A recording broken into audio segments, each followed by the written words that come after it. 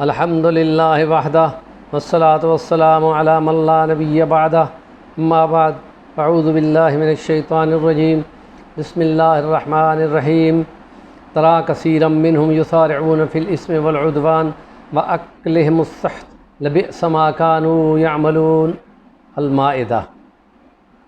وقال اللہ تعالی فی مقام آخر تعاونوا علی البر والتقوى ولا تعاونوا علی الإثم والعدوان۔ وقال اللہ تعالی فی مقام آخر ولا تأكلوا أموالكم بينكم بالباطل وتدلوا بها إلى الحكام۔ قال النبی صلی اللہ علیہ وسلم الراشی والمرتشی کلاہما فی النار۔ وقال رسول اللہ صلی اللہ علیہ وسلم فی حدیث اخری یسروہم ولا تعسروہم وکونوا عباد اللہ اخوانا۔ صدق اللہ العظیم۔ رب اشرح لی صدری ویسر لی امری واحلل عقدۃ من لسانی یفقہوا قولی۔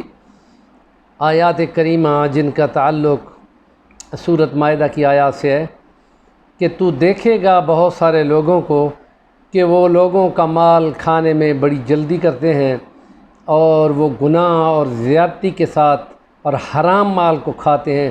بہت برا ہے وہ جو عمل کرتے ہیں۔ اگر شان نزول کو دیکھا جائے تو آیات کا تعلق یہود کے ساتھ ہے، لیکن آیات کو شان نزول کے ساتھ منطبق کرنا شاہ ولی اللہ محدث دہلوی کے نزدیک یہ غلط ہے۔ قرآن مجید قیامت تک کے لیے آیا ہے، جو اس آیت کا مصداق بنتے جائیں گے اپنے عمل سے وہ اس آیت کی زد میں آتے جائیں گے۔ ولا تأکلوا اموالکم بینکم بالباطل، اور مت کھایا کرو اب باہم ایک دوسرے کا مال ناجائز طریقے سے، اور زیادتی اور گناہ کے ساتھ تعاون نہ کرو، نیکی میں تعاون کیا کرو، بھلائی کے کاموں میں تعاون کیا کرو۔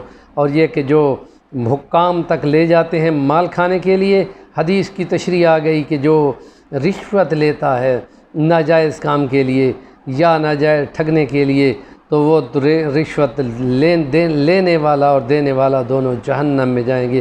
یہ معاشرتی مالی پریشانیوں کے لیے حدیث بہت ہی زیادہ مہلک اور خطرناک ہے، اور اس کو سب سے زیادہ آسان لیا جاتا ہے۔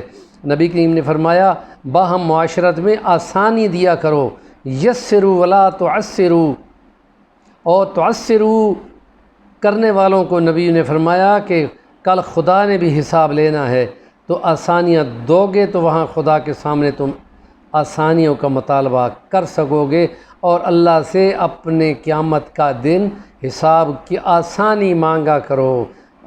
یہ کہا کرو یسروا، رب یسر ولا تعسر، اے اللہ آسانی کرنا، اور آسانی یہ ہے کہ حساب وہ لے رہا ہوگا، وقت کا حساب، عمر کا حساب، جوانی کا حساب، مال کمانے کا حساب، مال خرچ کرنے کا حساب، زندگی گزارنے کے حساب۔ 5 سوال ہوں گے، قدم نہیں ہل سکیں گے، اور اس میں آسانی یہ ہے کہ کسی پہ یہ سوال نہیں کرے گا کہ یہ کیوں کیا تھا، جس سے یہ سوال پوچھ لیا گیا وہ مارا گیا۔ تو ہم تم بھی آپ باہم معاشرت میں ایک دوسرے کے ساتھ یہی معاملہ کریں، آسانی دینے کی کوشش کریں، اور قانون کی آڑ میں، ٹٹی کی آڑ میں شکال کھیرنا جس کو کہتے ہیں اردو میں، اور وہ اس آڑ میں سامنے رکھ کر لوگوں کو ٹھگنا اور پیسے لینا اور پیسے وصول کرنے کی جتن کرنا، یا تو اونچی سوارش آ جائے تو پھر بھی کوئی نہیں ہلتا، یا کوئی پیسے سے منہ بند کر دیا جائے تو پھر بھی کوئی نہیں ہلتا۔ اور ایسے بھی قانون دان ہیں جو یہ کہتے ہیں کہ پیسے دے دیا کرو تو کام جلدی ہو جاتا ہے، کہ نبی کے فرامین پہ ایمان کوئی نہیں لایا جس کے نزدیک یہ ہے کہ وہ جہنم کا ایندھن ہے۔ جو مال حرام سے پلا ہو اس کا وجود اسی قابل ہے کہ جہنم کی آگ اس کو جلائے۔ یہ کتنی وارننگ والی بات ہے۔ ہم معاشرتی زندگی کے احکام کو، قرآن کو بے سدھ ہو کے پڑھتے ہیں، اور تقریروں میں گا گا کر پڑھتے ہیں، اور ایک جنون اور ایک فسون طاری ہو جاتا ہے، کوئی سمجھ نہیں ہوتا کہ مصداق کیا بن رہے ہیں اور ہمارا عمل اس کے مطابق ہے کہ نہیں ہے۔ اللہ پاک نیکی کی بات کو سمجھنے والا، اس پہ عمل کرنے والا بنائے۔ وآخر دعوانا ان الحمد للہ رب العالمین۔ صفی الرحمن الوانی چینل کو سبسکرائب ضرور کر لیں۔